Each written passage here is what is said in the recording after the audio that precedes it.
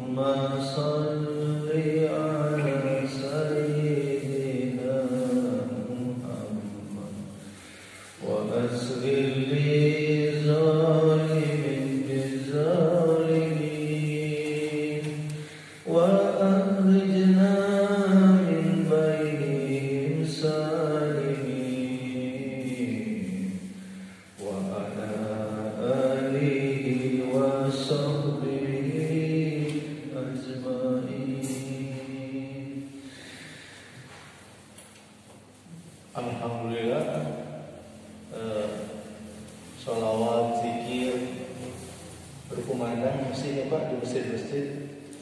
Kalau dulu saya mendengar sholawat ini tuh ya nggak ngerti gitu ya, cuma ya ikut aja.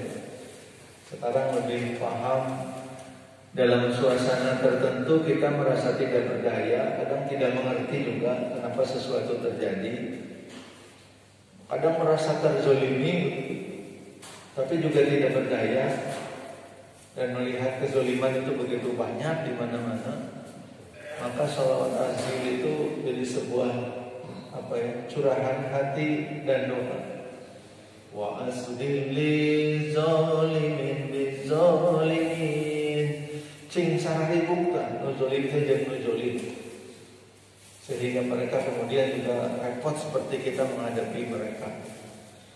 Saya tidak menunjukkan kepada kelompok tertentu, tapi kadang-kadang kita memang merasa dunia ini sekarang seperti apa ya? Perebutan kekuasaan, perebutan ekonomi, ya. Begitu jungkir balik, ya. Warung-warung kecil habis dihantam oleh toko jaringan, tapi toko-toko jaringan juga sebentar lagi juga habis dihantam oleh e-commerce. Sekarang mall, ibu-ibu jangan ke mall, alhamdulillah ibu, tapi mall yang datang ke rumah ibu. Ya. Ibu sedang pengajian, bapak ada di rumah, paket murudul, dan semuanya COD.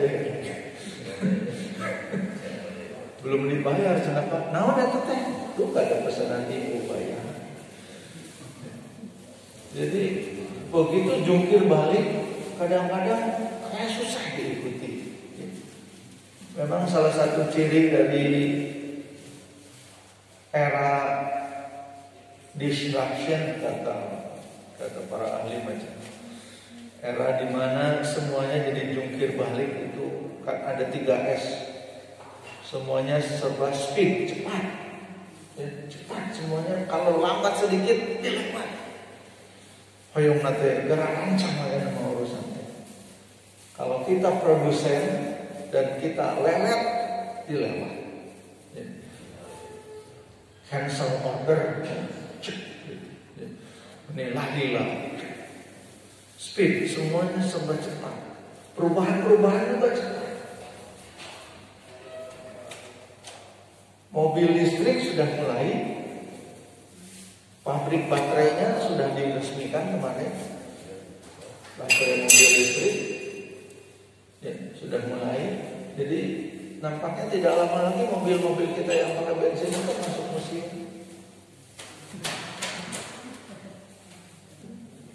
Mobil listrik itu lebih hemat, komponennya lebih sedikit. Nanti kalau turun mesin itu tidak rumit kayak sekarang. Kalau sekarang mah turun mesin itu kan rumit. Saya waktu SMA suka coba-coba bongkar motor gitu, Pak. Udah bongkar mesin dipasang lagi, kita suka ya untung tapi bangunan kedua nyesek gitu. Gak kepasang ya di dalam gitu.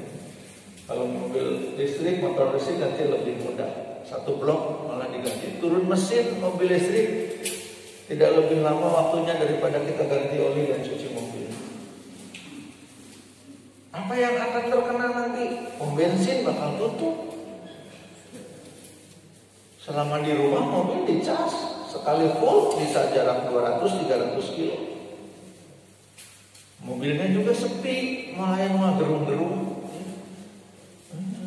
Kota lebih bersih, polusi berkurang banyak. Itu sudah ada. 3 tahun atau 4 tahun lalu saya ke Turin di Italia, di kampus-kampus itu sudah pakai mobil listrik. Jadi yang ada itu bukan pom bensin tapi tempat ngecas. Situ cas, jalan lagi. Gimana kalau di tengah jalan nanti mau daya habis, nyala power bank, colok dulu. Sekarang power banknya untuk laptop, untuk HP, nanti power banknya untuk mobil. Oh lebih canggih lagi, Indonesia negara tropis, nanti di atap mobilnya itu pakai panel surya. Sambil jalan, sambil ngecas dan kena matahari. Speed perubahannya cepat sekali. Bapak dan Ibu dan saya mungkin tidak banyak terkena perubahannya, tapi anak-anak kita, cucu-cucu kita akan terkena gonjang-ganjing zaman yang lebih hebat. Ada speed, ada shock, mengejutkan. Ya. Orang tiba-tiba harus pindah dagangan karena dagangannya sudah tidak laku. Orang tiba-tiba harus pindah cara jualan karena kalau kekeh berada di mall, sewanya mahal, pembeli tidak ada. Pembelinya tidak ada. Ada kawan saya punya toko 7 di banyak kota. Akhirnya ini sudah 5 tahun yang lalu beliau sudah memutuskan berhenti untuk punya banyak toko. Toko mah satu aja sebagai etalase, yang lain mah di rumah saja. Sudah dengan jualan digital marketing. Ternyata satu toko digital marketing di rumah sampai dengan 5 toko yang ada di mana-mana dan lebih hemat. Dia juga nggak usah kemana-mana, dia tidak usah pergi, listrik hanya di satu titik. Pajak, kadang-kadang digital marketing pajaknya juga nggak kelihatan. Jadi kalau di toko kelihatan. Perubahannya cepat. Perubahan dunia ini sering begitu mengejutkan, menimbulkan kekagetan yang luar biasa.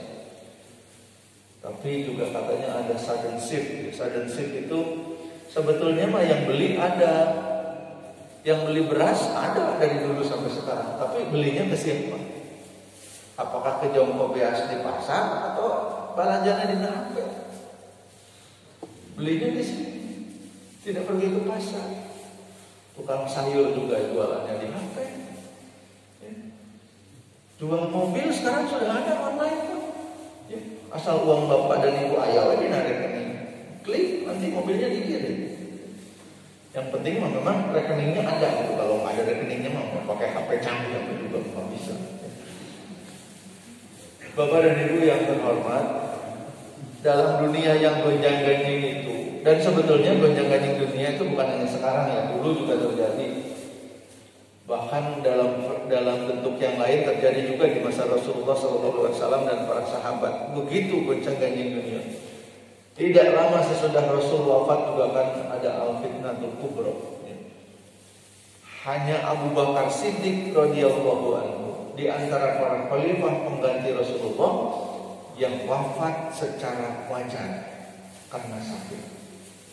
Umar bin Khattab dibunuh, Utsman bin Affan dibunuh. Bahkan Utsman itu sangat mengerikan, ya. Dikepung berbulan-bulan oleh orang-orang yang tidak setuju kepada Utsman. Tapi Utsman meminta yang loyal kepadanya tidak melakukan pembalasan, tidak melawan. Sampai terbunuh, jasadnya sangat mengerikan. Nanti demikian juga Ali bin Abi Thalib. Bahkan panjang sekali ceritanya. Jadi kekacauan, keguncangan di dunia ini sudah lama. Pandemi bukan cuma sekarang kan? Sudah ada. Zaman Umar bin Khattab kan ada pandemi juga, ada taun Amwas yang di daerah Syam itu 3 atau 4 gubernurnya juga meninggal, dan sekitar 25.000 kaum muslimin pahlawan Islam beserta keluarganya juga meninggal karena taun itu. Baru kemudian ketika Amr bin As jadi gubernur di Syam, Amr bin As entah mendapat ilham, entah mendapat juga data, kemudian meminta penduduk mengosongkan kota, pergi ke tempat yang sepi, kosongkan kota dan jangan berkerumun. Itu dari gubernur Amr bin As.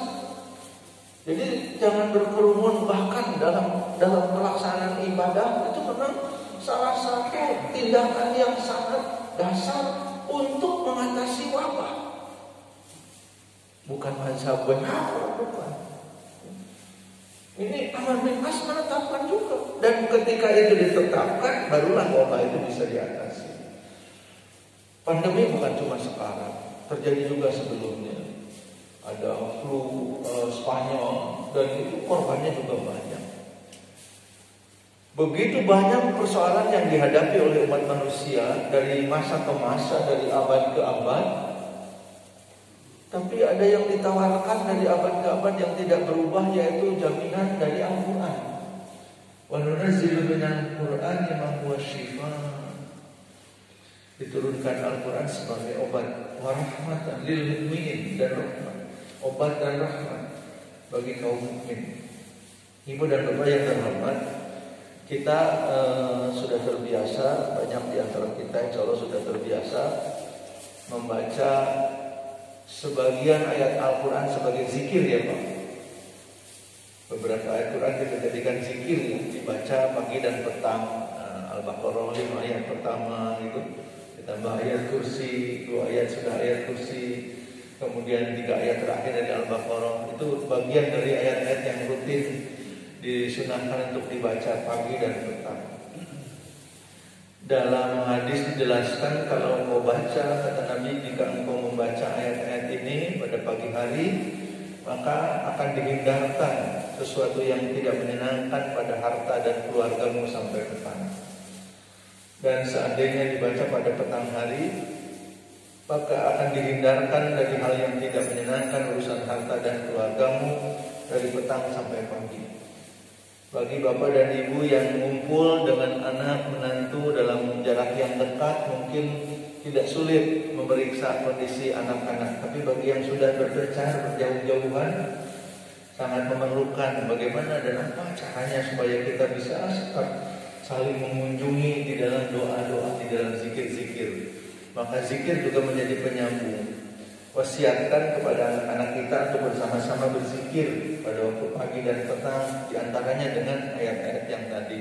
Sehingga setiap pagi dan petang hati kita juga tersambung dengan anak-anak kita, dengan keluarga kita.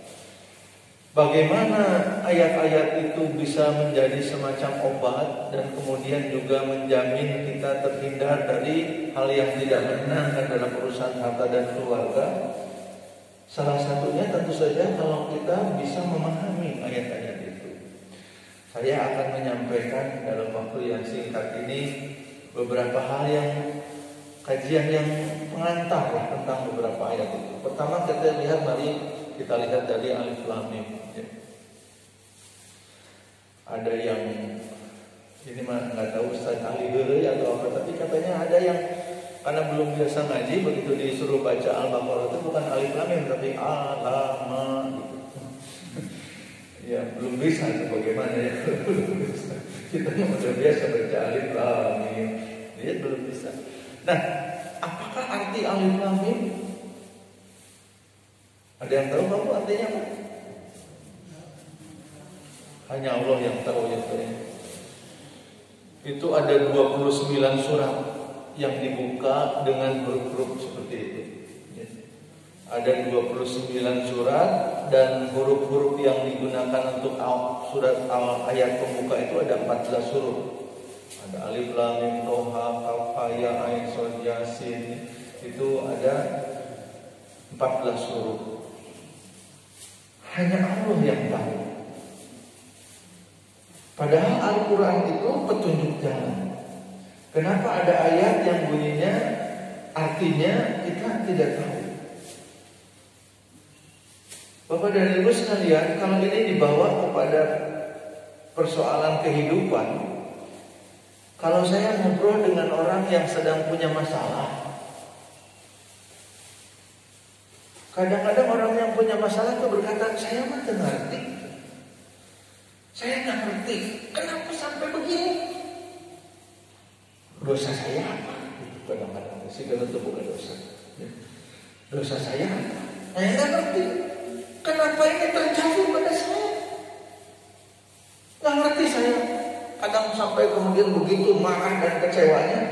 Maksud Allah kenapa? Katanya gitu. Kan gitu kalau lagi banyak masalah ya. Segala terjadi salah dan kemudian nggak ngerti saya apa begitu. Kenapa sampai jadi begitu? Maksud Allah apa? Katanya. Biasanya kepada yang merasa tidak mengerti itu saya suruh baca aja Alif Lam Mim. Apa coba artinya Alif Lam Mim? Hanya Allah yang tahu. Jadi gimana ya apa yang terjadi pada bapak, ibu dan saya juga? Kadang-kadang tuh kita tidak ngerti. Kenapa begitu? Karena Allah dalam menetapkan takdir tidak perlu bertanya kepada kita. Subhanallah narasulullah, iya pada ditakdirkan dia setuju mah enggak. Hubungan Allah dengan makhluk bukan demokrasi. Allah menetapkan, kita menerima. Kadang yang ditetapkan Allah itu sesuatu yang kita paham, kadang tidak. Jadi ketika membaca Alif Lam Mim kita sadar bahwa dalam hidup itu ada hal yang kita tidak mengerti. Kadang dalam hidup itu seperti Alif Lam Mim, naon duka. Dicari kunaon, gak ngerti. Paling-paling juga nanti hikmahnya.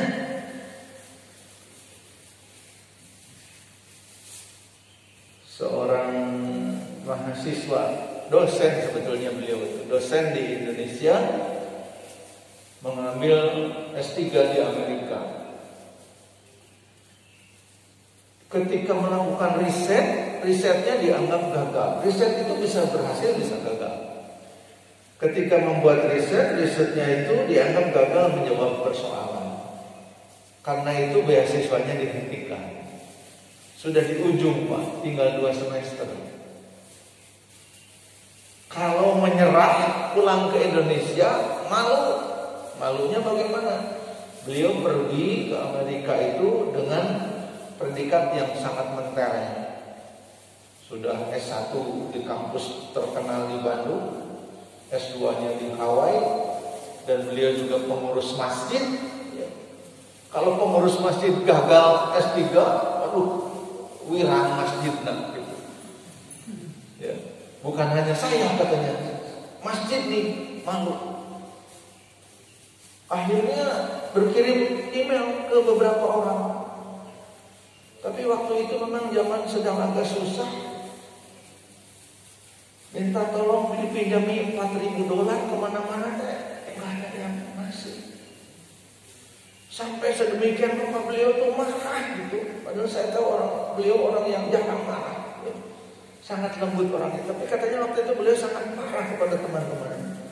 Karena ada di antara teman-temannya itu orang yang punya jabatan setingkat menteri. Bahkan ada yang jadi menteri. Bukan hanya di Indonesia. Tapi semua yang dikirimi surat itu gak ada yang ngasih. Jangankan ngirim uang, balas email juga enggak. Sampai-sampai dia pernah berpikir waktu itu, persaudaraan Islam kebohongan.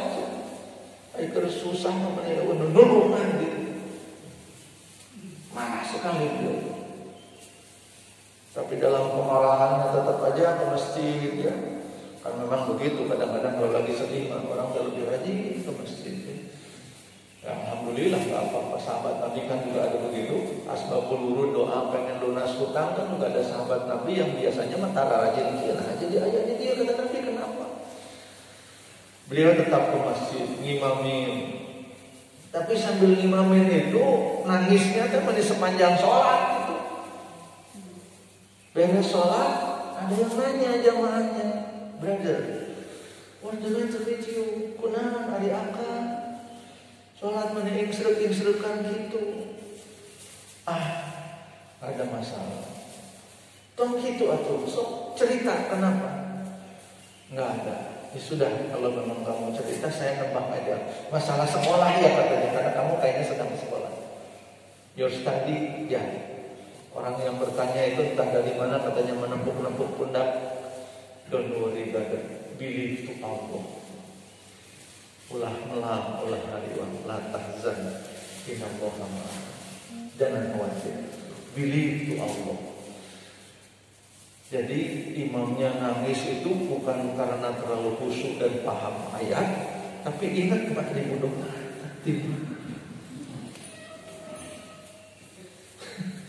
Kan gitu ya Bu Pak, kita tuh kalau lagi susah salatnya sok lebih khusyuk.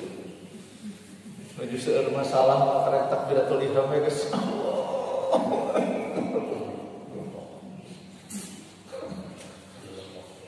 Nekoh ya Pak. Sujud gani lami pada ingsrek-ingsrekan.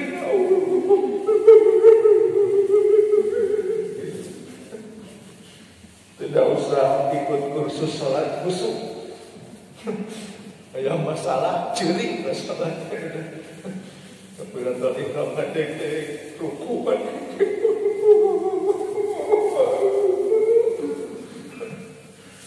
Ya beliau juga ternyata sama.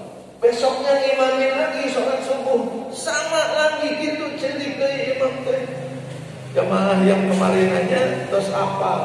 Cuma menepuk pundak. Don't worry brother, believe to Allah. Hari ketiga masih kena gitu. Kata yang nepuk-nepuk pundak teh, pulangnya kemana? Bawa mobil enggak? Enggak.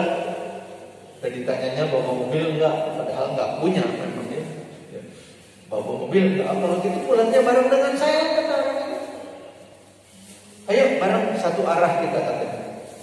Pulanglah mereka bersama dari Islamic Center itu ke arah yang sama. Mana apartemen kamu itu? Berhenti. Begitu dia mau turun, yang nepuk-nepuk pundak berkali-kali sesudah sholat itu mengeluarkan amplop coklat dari korpang mobil. This for you and your family. Disentrumkan sini keluar, kemudian mobilnya pergi. Di mana gitu. Sampai ke rumah dipanggil istrinya. Dek, ini ada tadi jamaah masih. Apa itu mas? Gak tahu katanya dari Allah. Dibuka $12.000. Yang mengalami itu namanya Profesor Dr. Insinyur Haji Hermawan K. Dipoyono MSEE PhD, dosen fisika teknik di ITB. Dan kata beliau nggak sempat berterima kasih karena sesudah itu jamaah yang ngasih itu nggak ketemu lagi. Waktu itu belum ada KPK, jadi belum harus lapor kepada KPK apakah masuk gratifikasi atau bukan $12.000. Karena itu terjadi ketika beliau kuliah di Amerika. Kata beliau nggak pernah ketemu lagi orangnya, dia beli katanya. Saya pengen berterima kasih. Ya. Dan apa yang terjadi hikmah dari Alif Lam Mim pada Profesor Hermawan. Dulu saya nggak ngerti katanya kenapa saya sama Allah dibikin susah di Amerika. Waktu ngambil dokter itu beliau juga sambil kerja. Ya. Jadi beliau diambil jadi mahasiswa itu sambil kerja bersihin WC kampus. WC kampus itu jumlahnya ratusan. Jadi kalau mahasiswa yang lain malam pulang ya bersihin WC yang jumlahnya ratusan. Sehingga ketika kembali ke Indonesia sama-sama di Masjid Salman itu beliau nantang saya perlombaan membersihkan WC. Dek Budi yang itu saya yang ini katanya. Nah mas, saya pintar bersihin WC. Waktu di Amerika itu mas saya bilang habis orang bersihin WC mah nggak perlu ke Amerika, saya aja bukan kata saya. Tapi kenapa katanya merasa? Nah begitu selesai jadi dokter kembali ke kampus. Jabatannya jadi sekretaris urusan mahasiswa baru dan tugasnya adalah mulai menyeleksi pemberian beasiswa. Yang tidak punya uang mahasiswa tuh ngadap kepada beliau minta beasiswa. Nah katanya, karena saya pernah susah, maka kalau ada mahasiswa yang ngaku susah, saya ngerti gitu. Coba kalau saya ketika di Amerika tidak pernah susah, nggak ada empati kalau istilah Pak Irfan, nggak ada empati kepada yang miskin, karena dia pernah susah datang. Pertanyaannya cuma satu aja kepada mahasiswa yang ngaku miskin itu, kamu makan sehari berapa kali? Kalau yang menjawab makannya sehari masih 3 kali, itu ditanya lebih panjang. Tapi kalau ngaku makannya sehari sekali atau sehari 2 kali, ini udahlah, tidak usah panjang-panjang wawancara kasih. Tapi pernah juga katanya saya salah menganalisa. Ada mahasiswa ditanya, berapa kali sehari makan? 3 kali Pak. Loh, kalau masih 3 kali makan, kamu pastinya tidak perlu beasiswa. Sehari 3 kali makan, kamu bisa saum daun katanya. Sehari makan, sehari enggak. Yang seharinya bisa untuk apa? Diam aja mahasiswanya. Bagaimana caranya kamu makan sehari 3 kali? Belinya sekali Pak katanya. Minta nasinya yang banyak, kuahnya dipisah sama kerupuk. Nah, yang beli sekali itu dibagi 3 buat 3 kali makan. Waduh, nangis banget langsung ASESN, kamu dapat beasiswa. Jadi kadang-kadang kita itu tidak mengerti hikmah dari apa yang kita alami sekarang. Jadi kepada orang-orang yang merasa sedang mendapat sesuatu yang berat dalam hidup, ketika sudah baca Alif Lam Mim, mulai mengerti, oh iya ya, geningan dalam hidup itu tidak semuanya bagi kita tuh jelas. Bahkan mungkin kita baru mengerti ketika kita baru mau meninggal, baru mengerti, oh Alif Lam Mim. Allahu Akbar. Ayat berikutnya tentang ciri orang yang bertakwa. Alladzina yu'minuna bil ghaibi wa yuqimuna shalah wa mimma razaqnahum yunfiqun. Mari kita loncat ke ayat kursi. Allahu la ilaha illa huwal hayyul qayyum la ta'khudhuhu sinatun wa la nawm lahu ma fis samawati wa ma fil ardh man zal ladzi yashfa'u indahu illa bi idhnihi ya'lamu ma baina aydihim wa ma khalfahum wa la yuhituna bi shay'in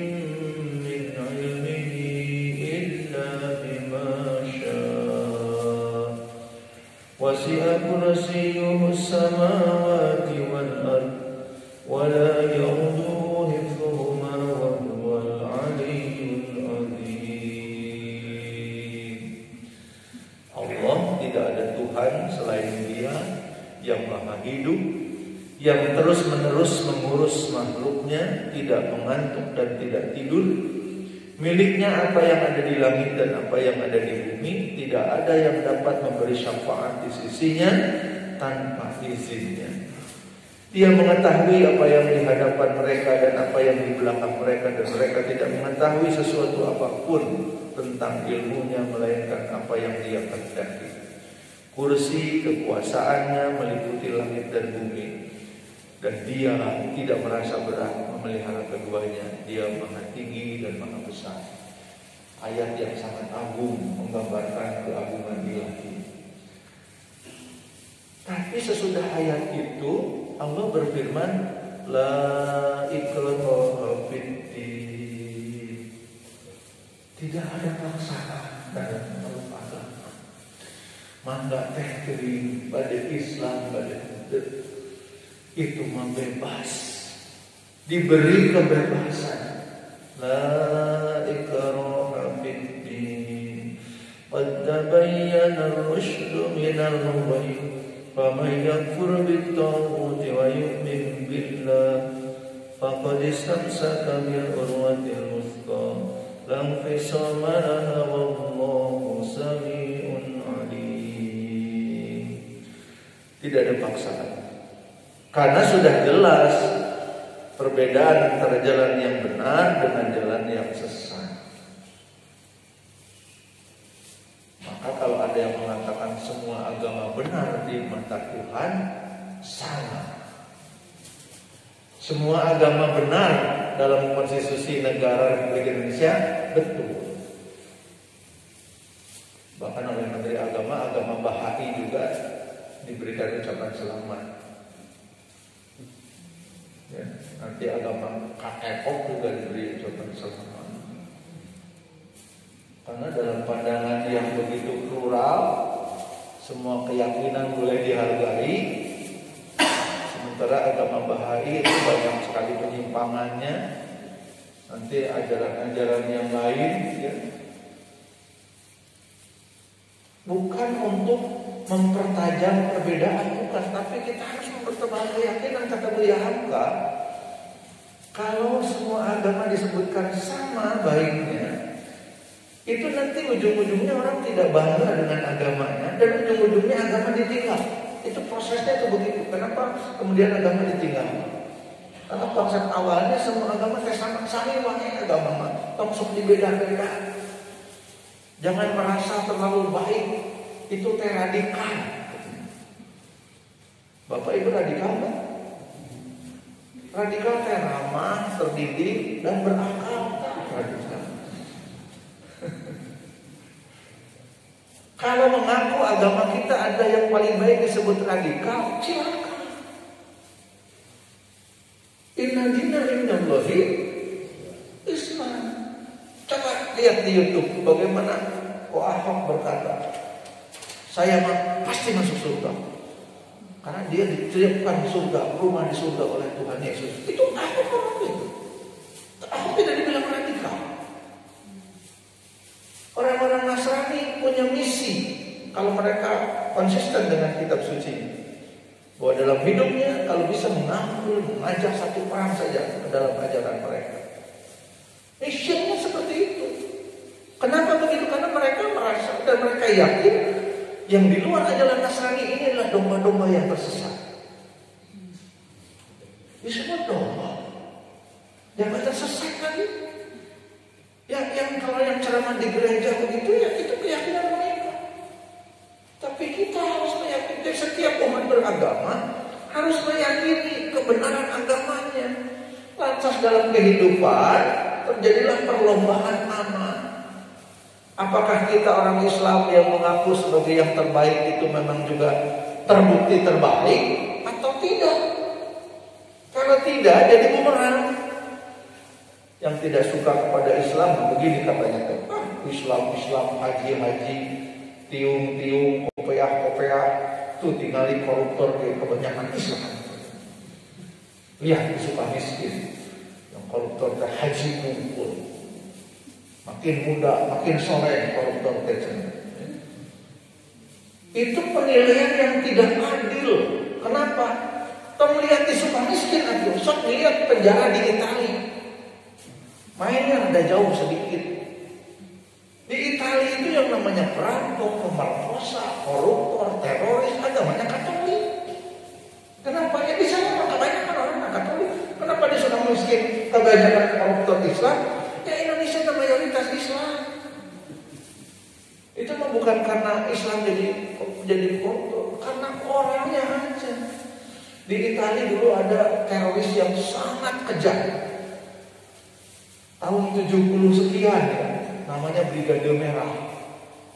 Yang diculik Perdana Menteri Italia Aldo Moro, dipenggal kepalanya, dilempar di pinggir jalan. Bukan orang Islam.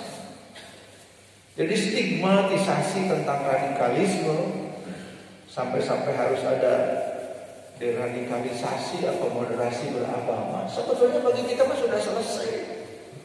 Orang Islam itu sangat menghargai keyakinan orang lain, tidak boleh mengusik. Nah kalau sudah paham dengan ayat ini, kita tidak perlu memaksa orang masuk ke dalam agama. Orang tiba-tiba bisa masuk Islam tanpa sebab yang jelas. Di Pagarsi ada seorang pemilik toko Chinese yang kalau udah marah itu galak sekali ke anak-anaknya. Saya pernah jadi sekretaris Yayasan Lao Tse, jadi banyak cerita begitu.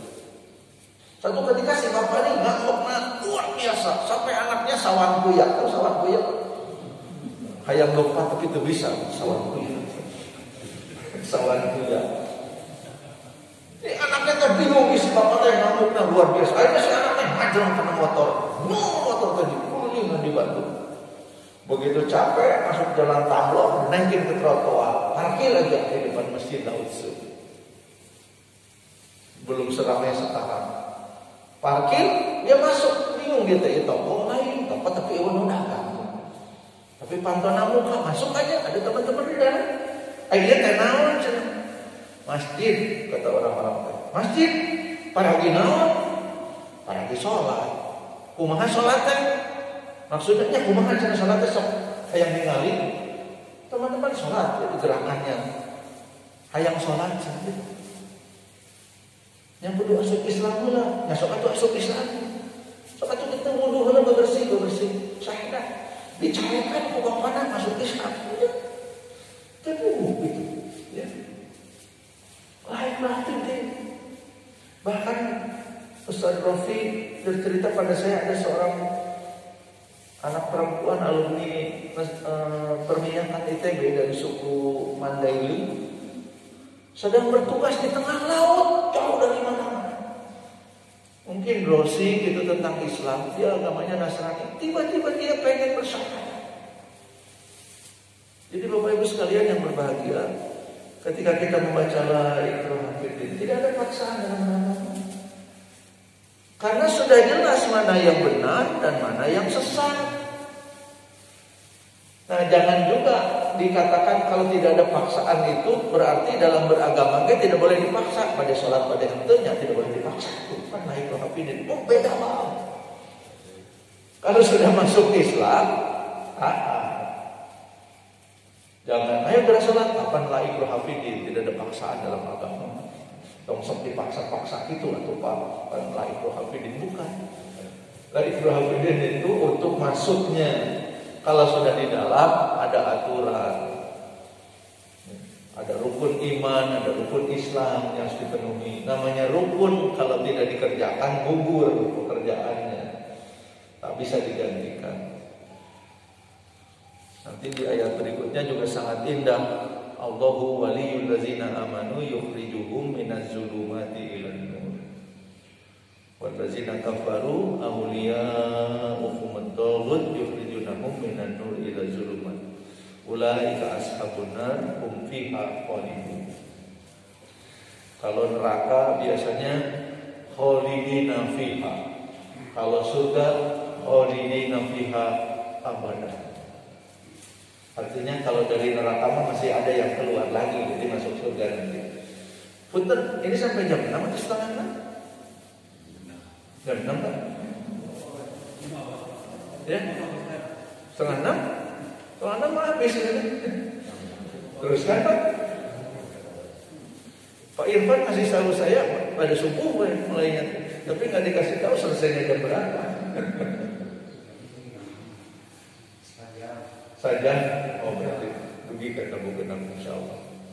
Jadi Bapak Ibu sekalian yang berbahagia, loncat kita ke ayat yang terakhir ya. 284, 285, 286. Ini highlight Al-Baqarah. Mudah-mudahan nanti makin penasaran, ternyata Al-Baqarah itu luar biasa. Di ayat 284 dimulai dengan lillahi ma fis samawati wa ma fil ard. Milik Allah apa yang ada di langit dan apa yang ada di bumi. Wa in tubdu ma fi anfusikum aw tukhfuhu yuhasibukum bihillah wa yaghfiru liman yasha wa yu'adzibu man yasha. Wallahu ala kulli shay'in qadir. Milik Allah. Ayat ini mengatakan bahwa milik Allah apa yang ada di langit dan apa yang ada di bumi. Allah maha luas ilmunya dan Allah maha luas kuasanya. Kesempurnaan tergambar melalui kekuasaan dan pengetahuan. Jadi kalau ada orang pinter jadi penguasa, ini komplit. Dia pinter, dia jadi penguasa, insya Allah benar. tapi jadi penguasa, tapi bodoh, ngaco. Pinter, tidak punya kekuasaan, lulus. Pinter unggul, tapi tidak punya kuasa. Ya kumaha cuma bisa usul.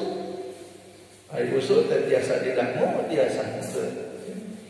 Dulu mah ada Pak Dewan Pertimbangan Agung, masih ada debatnya? Atau udah dibubarkan ya Pak? Dulu ada Dewan Pertimbangan Agung yang memberikan nasihat, saran pada presiden, tapi tidak bukan penguasa, pada ditampi, pada kita kumaha presiden. Jadi kalau di sini disebutkan Allah itu miliknya yang ada di langit dan di bumi.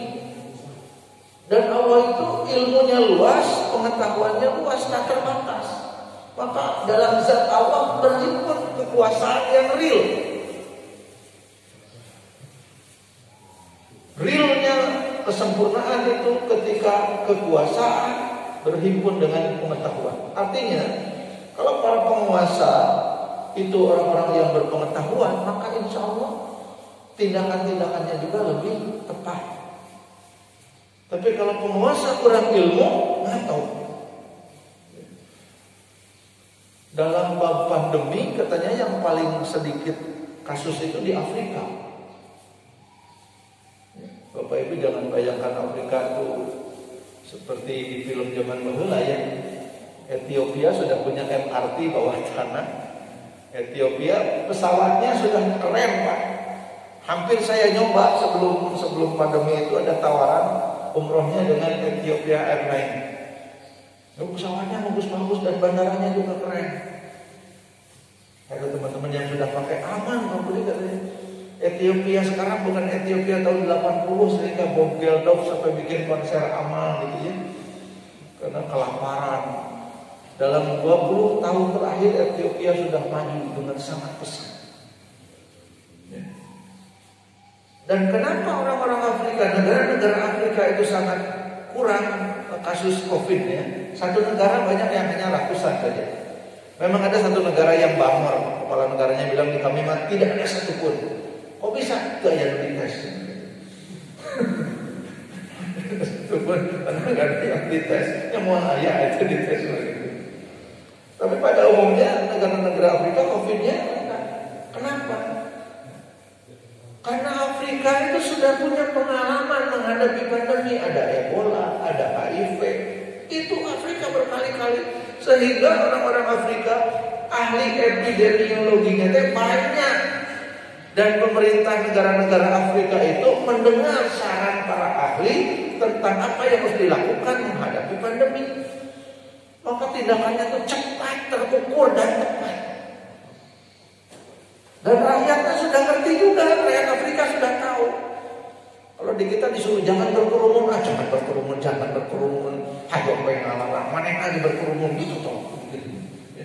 Melawan. Jangan keluar dulu, jangan keluar. Ayo kudu nyari makan, kumaha, nampo jangan keluar gitu. Di Afrika kalau jangan keluar, ya jangan keluar. Memang kalau tindakannya lockdown, ya negara memberikan fasilitas. Kita kan tidak bisa menggunakan undang-undang karantina kesehatan. Karena dampaknya, akibatnya harus dikasih makan bukan cuma orang, termasuk binatang ternak. Maka disebutlah PSBB, PPKM, dan lain-lain. PPKM-nya dikasih level 1 sampai 4, untung nggak sampai 6. Kalau 6 lah ada bisa nih Bu ya. PPKM apa sebelah. Ketika Allah berfirman milik Allah, lillahi ma fis samawati wa ma fil ardh. Milik Allah. Bukan hanya milik Allah, langit dan bumi ini juga ciptaan Allah. Hasil ciptaan Allah. Termasuk kita, manusia itu ciptaan Allah. Sekarang kan ada gerakan child free katanya. Pasangan-pasangan yang menikah tapi tidak mau punya anak. Kenapa? Ribut. Dan kami bisa bahagia tanpa anak. Itu benar. Kenapa berpikir begitu? Ya mau punya anak mau enggak kan itu mah terserah kita. Badan-badan kita, katanya tubuh-tubuh kita gimana kita. Betulkah tubuh ini milik kita? Betul ibu? Punya ibu? Ini badan teh? Bukan. Temais kemeleng orang. Tahu-tahu dapat hidung begini. Kalau kita ke Turki lihat marah rancu. Waktu pembagian hidung orang Turki paling depan. Ya. Kita ada belakang. Jadi tekan bagian sesasa. Kita kan temais kemeleng, jasad ini dikasih sama Allah. Jangan cuma lihat yang luar, kalau yang luar bisa dipoles. Wajah kurang cerah, gak usah ke salon, tinggal foto pakai kamera jahat, cekrek jadi cerah wajah. Jangan lihat yang luar, dalamnya bagaimana, bagaimana jantung, bagaimana paru-paru, bagaimana ginjal. Kawan saya ada yang sudah 5 kali kena serangan batu ginjal. Katanya yang namanya kena serangan batu ginjal sakit luar biasa. Bisa mengatasi hanya mengambilnya saja. Kita lihat yang COVID kemarin bagaimana, sampai meninggal jutaan orang. Jadi tubuh kita ini bukan punya kita, titipan Allah, milik Allah, diciptakan oleh Allah dan ada dalam pengelolaan Allah. Tubuh kita ini dikelola oleh Allah. Kalau bapak ibu tidur, memori jalan nggak? Jangan begitu bangun ibu apa rumah di mana, nomor PIN berapa? Gak usah diinstal ulang dulu. Kebayang kalau bangun tidur kita segera harus diinstal dari seberapa PIN? Cik cik cik. Bumi di mana? Cik cik cik cik. Begitu tidur bangun apa sadayana. Kenapa bisa begitu? Dalam pemeliharaan Allah. Profesor Kuncaraningrat almarhum, Bapak dan Ibu yang tahun angkatan kuliah 80 ke bawah pasti membaca bukunya sosiologi ya. Ahli sosiologi itu terkena semacam flu otak yang memorinya hilang. Dr. Kunto Widoyo, ahli sejarah, ahli sastra, kena flu otak. Saya nengok, kata istrinya, Mas Budi, kalau nanti bapak tidak mengenali jangan sedih. Kenapa? Oh saya saja istrinya dia nggak kenal. Jamaah saya ada kena serangan stroke yang ketiga kali, memorinya hilang. Sampai kepada istri juga nggak kenal. Tapi kehebohan di rumah sakit terjadi ketika mantannya nengok. Begitu mantannya nengok, apa sih bapaknya? Tidak ngobrol. Itu istrinya di luar. Lama tergering atau jadi.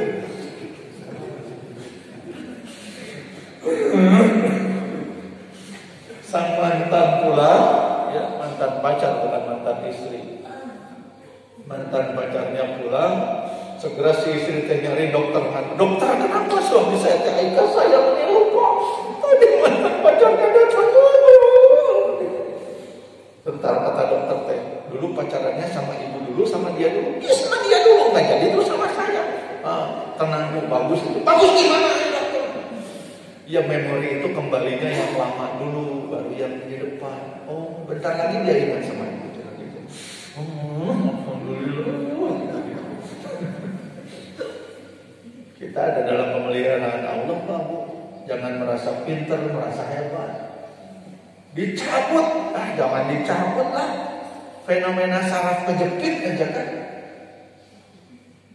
Kejepit satu, gak bisa jalan. Semua adalah milik Allah dalam pemeliharaan Allah. Pemilik selain Allah hanya atas izin Allah dan sifatnya sementara. Kullu man 'alaiha fan wa yabqa wajhu rabbika. Semua yang ada ini fana. Kenapa fana? Karena mungkin saja yang dimiliki meninggalkan pemiliknya. Kita punya barang langit, atau kita punya sawah harus dijual. Ya berarti yang dimiliki lepas, atau pemilik meninggalkan yang dimiliki. waktu saya COVID bulan Juni tanggal 7 diisolasi sampai tanggal 7 sampai baru keluar 18 Juni 10 hari. Itu nggak bisa ngapa-ngapain Pak. Mobil aja sampai di tempat isolasi itu udah nggak boleh Bapak masuk, mobilnya biar sama kami di kemana kan, pokoknya kami yang ngurus. Mobil, rumah, kucing, semuanya nggak bisa dijangkau lagi. Kadang kita meninggalkan yang kita miliki. 10 hari diisolasi itu kayak itikaf aja tuh Pak Bu. Ya. Meskipun kalau itikaf mah nggak bisa main Instagram, kalau diisolasi mah bisa tiap pagi dia live di Instagram. Ya memang milik Allah. Ya masih bisa diberi kesempatan hidup, kalau enggak kan ya sudah, innalillahi wa inna ilaihi raji'un. Tetangga saya orang yang baik. Masjid nggak ada AC-nya, dipasangin AC. Kemudian saya cerita pada beliau itu ada merawat masjid yang kayaknya mau diumrohkan. Pak Budi saya ikutan ya katanya. Dari saya bangga. Kepada keluarga juga bangga. Tapi begitu pensiun kena stroke setahun kemudian, dan sejak stroke itu kemudian dia tidak bisa menikmati mobilnya menjubruk 2 bagus, orang-orang nyopir. Bisa jalan kaki dari halaman, dari ruang tengah ke depan aja sudah luar biasa, pintar Bapak, hebat, bisa lompat jadi. Jadi kalau sudah diambil oleh Allah nggak bisa apa-apa. Allah pemilik segala. Kita cuma titipan. Saur Bimbo macana, sebenarnya kita tak punya apa-apa. Semua ini titipan saja. Harta kita, nyawa kita, anak kita, istri, suami, titipan saja. Satu hari barang titipan harus dikembalikan, yang punya tak bilang kapan. Gak dikasih tahu sama Allah. Kamu mati 3 hari lagi, langsung soleh 3 hari. Ya enggak. Tapi orang-orang tertentu mendapat ilham. Dalam akhir hayatnya itu mendapat ilham. Ada yang sasaran kesasaran. Ampunannya. Benar dari Bapak hanya nyukur ampunannya. Bahkan ada muazin yang dalam 7 hari terakhir itu pengennya dia yang 5 kali waktu sholat, dia yang azan. Itu menempuh batur maik tadi ternyata itu ketika hari ke-7 adalah azannya yang terakhir. Beberapa orang mendapatkan tanda-tanda dalam akhir hayatnya. Seorang dokter cita-citanya sesudah jadi dokter tuh pengen bisa khotbah. Dokter pengen bisa khotbah, belajar agama Islam, belajar bahasa Arab 1 tahun. Dokter ini bekerja di nuklir Batam, di Batam yang di Taman Sari. Pak dokter merasa sudah siap. Kemudian Pak dokter bilang, sok saya khutbah di rumah. Beliau naik ke mimbar. Khutbah pertama lancar. Begitu mau khutbah kedua, gelegar terus. Maut di mimbar yang dia cita-citakan. Saya mah sebelum meninggal tak pengen bisa khutbah. Jadi beberapa orang mendapat tanda-tanda, tapi tidak pernah dikasih tahu secara jelas. Ada jemaah haji yang ketika pulang haji diceritakan oleh istrinya, pagi itu suami saya bersih lebih dari biasanya. Kayak yang bersih-bersih, rapi-rapi. Sampai bercukur segala, bangun agak awal. Dan ketika sebelum subuh, ketika sedang sholat sunat, katanya antun kerja sudah dia membersihkan dirinya sendiri. Jadi Bapak dan Ibu sekalian, milik Allah semua yang ada di muka bumi, di antara langit dan bumi. Kalaupun kita merasa jadi pemilik, hanya dititipi saja. Kalau seorang agimah kudu juga tukang parkir, cenah tukang parkir mah pinuh parkiran itu aya nulak cangkeng, mobil. Mobilnya diambil satu-satu sama yang punya, jadi tukang parkir jadi Kenapa dicopotan kerubukannya? Karena memang mobil batur. Kita sedih karena kita merasa ini milik kita, padahal semuanya hanya titipan. 2 ayat terakhir Nabi bersabda dalam sebuah hadis, siapa yang membaca 2 ayat ini di malam hari, maka kedua ayat itu akan mencukupi atau melindunginya. Amanar Rasul bima unzila ilaihi min rabbih wal mu'minun kullun amana billahi wa malaikatihi wa kutubihi wa rusulihi la nufarriqu baina ahadin min rusulihi wa qalu sami'na wa ata'na ghufranaka rabbana wa ilaikal masir. La yukallifu Allahu nafsan illa wus'aha laha ma kasabat wa 'alaiha ma kasabat. Rabbana la tu'akhidna in nasina aw akhtana. Rabbana wa la tahmil 'alaina isran kama hamaltahu 'alal ladzina min qablina. Rabbana wa la tuhammilna ma la taqata lana bih wa'fu 'anna waghfir lana warhamna. Wa'fu 'anna waghfir lana warhamna anta maulana fansurna 'alal qaumil kafirin. Ini jawaban atas berbagai keluhan umat manusia. La yukallifullahu nafsan illa wus'aha. Pertanyaan, saya mah tidak ngerti kenapa ini terjadi. Kemudian disambung dengan, ini terlalu berat. Bagi saya itu berat. Kuat. Mau kuat. Kata Allah, la yukallifullahu nafsan illa wus'aha. Laha ma kasabat wa 'alaiha ma kasabat. Allah tidak membebani seorang melainkan sesuai dengan kesanggupannya. Dia mendapat pahala dari kebajikan yang dikerjakannya, dan dia mendapat siksa dari kejahatan yang diperbuatnya. Dan melantunlah doa yang sangat indah itu. Ya Tuhan kami, jangan Engkau hukum kami jika kami lupa atau kami melakukan kesalahan. Ya Tuhan kami, jangan Engkau bebani kami dengan beban yang berat sebagaimana Engkau bebankan kepada orang yang sebelum kami. Ya Tuhan kami, jangan Engkau pikulkan kepada kami apa yang tidak sanggup kami memikulnya. Maafkanlah kami, ampuni kami, dan rahmatilah kami. Engkaulah pelindung kami, maka tolonglah kami menghadapi orang-orang yang kafir. Ayat-ayat awalnya tentang ketakwaan, takwa, ciri orang yang bertakwa, kemudian ciri orang yang kafir, ciri orang munafik. Penutupnya adalah permohonan pertolongan agar kita terbebas dari orang-orang yang kafir dan kezaliman-kezalimannya.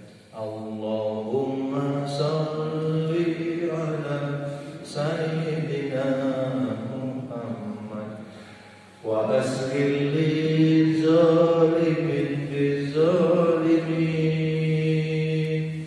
Allahumma salli ala sayyidina Muhammad wa asghil li zalimin bizalimin. Allahumma salli ala sayyidina Muhammad wa asghil li zalimin bizalimin wa akhrijna min bainihim salimin wa ala alihi wa sahbihi ajmain. Alhamdulillahirabbil alamin. Demikian Bapak Ibu sekalian, mudah-mudahan makin bersemangat mentadabburi Al-Qur'an dan menemukan hikmah, mutiara, kekuatan, obat, inspirasi dan segala hal baik yang Allah berikan pada kita dalam Al-Qur'an. Atur nuhun hapunten anu pasuhun, pilih aya anu lepat mungkin dihapunten. Subhana rabbika rabbil izzati amma yasifun. Wassalamun alal mursalin walhamdulillahirabbil alamin. Wassalamualaikum warahmatullahi wabarakatuh.